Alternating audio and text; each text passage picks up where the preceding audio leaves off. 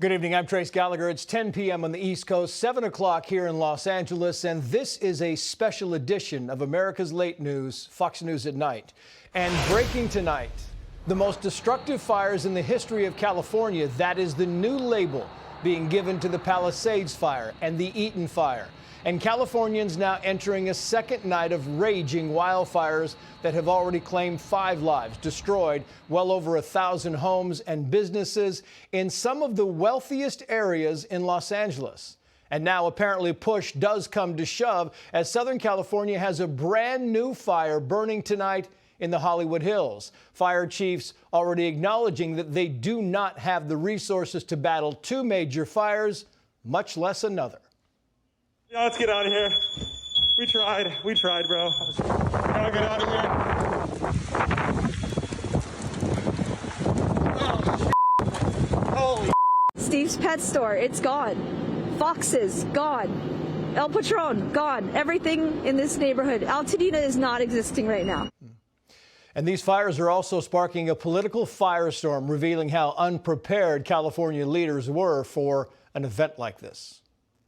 We have no percentage of containment. He's run California into a hole. He let the vegetation overgrow. He didn't help prepare the fire department to have the resources they need.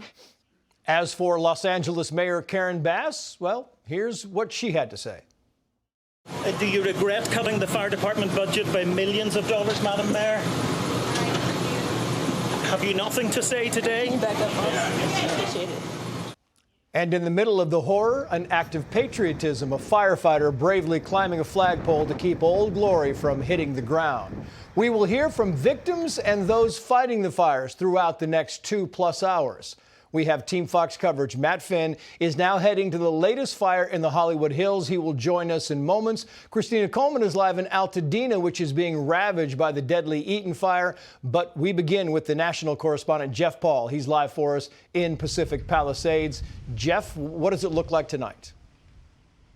Trace, I wish I had some good news to report, but the winds are really picking up right now. It's very strong, and we continue to see scenes like this, homes on fire all throughout the Pacific Palisades. This is Sunset Boulevard, and this is just one of the many stories, the thousands of stories that we'll be telling over the next couple of days. Homes on fire just like this and spreading very quickly. You can see those embers coming off the top of that house there.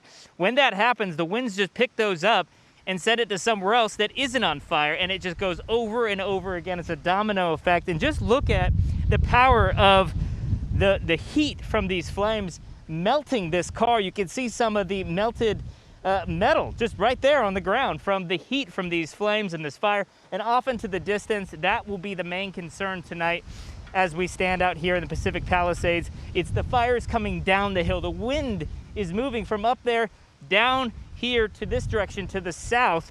And many of the homes, as we drove in today, you know, we would see them and we would think, wow, that home is safe. But now with this wind coming in and carrying those embers down, many of those homes are now once again on fire. So it is the story we will be telling out here tonight.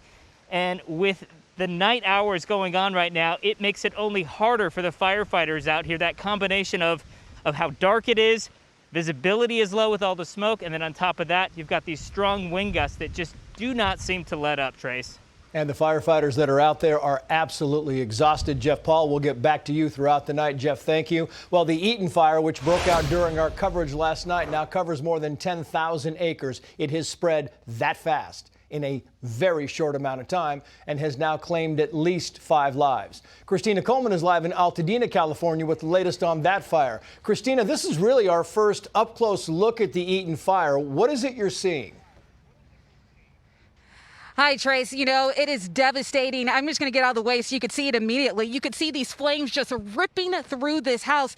This house has existed here for more than 40 years. I just spoke with a gentleman who told me this house belongs to the parents of his childhood friend. You could tell that he was very emotional. I mean, look at it. Look at it just falling apart there. The roof just collapsed. Firefighters were out here just moments ago working on this house. And just within seconds, as you were reading your intro, Trace, this fire flared flared back up. You could see the flames ripping through the roof of this house. Now, this fire broke out yesterday around 6:20 in the evening, fueled by the strong winds in this area. It has since burned more than 10,000 acres. And as you mentioned, sadly, it has claimed 5 lives. More than 750 firefighters are working to try and put out this fire. It has damaged more than 1,000 structures. And I mean, this is just one of many homes that we passed by when we drove into this area. You saw house after house just absolutely leveled. It was heartbreaking. You saw cars that were just